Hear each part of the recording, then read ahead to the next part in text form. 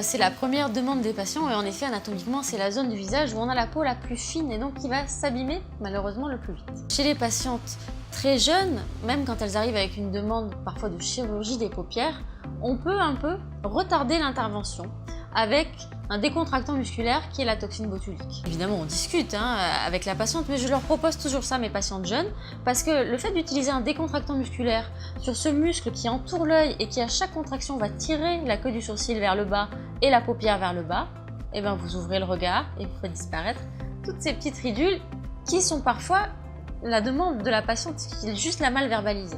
Donc ça, c'est une solution, ça peut être une solution d'attente. Ensuite, oui, parfois évidemment, on a la casquette un petit peu sur les cils, ou on a trop de peau en bas, ou trop de graisse. On pense toujours trop.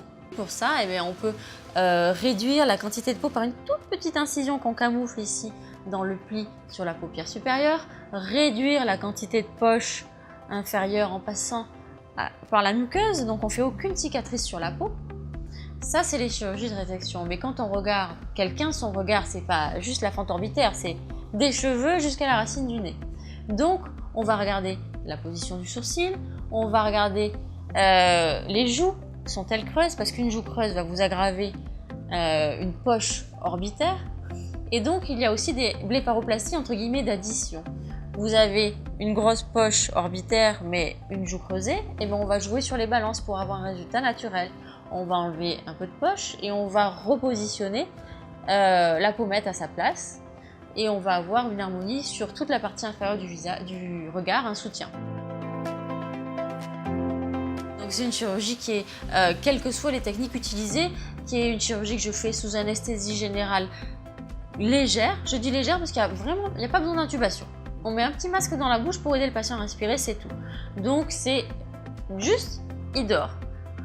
Et moi, ça va me permettre de ne pas faire d'anesthésie locale, parce que l'anesthésie locale, c'est quelque chose qui distend les tissus et qui va donc forcément donner un résultat qui sera un peu moins précis.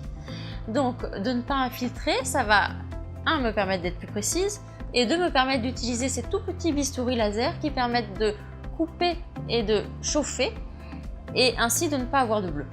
Les bleus sur les blépharoplasties, je ne dis pas que c'est fini, mais c'est maintenant très très rare.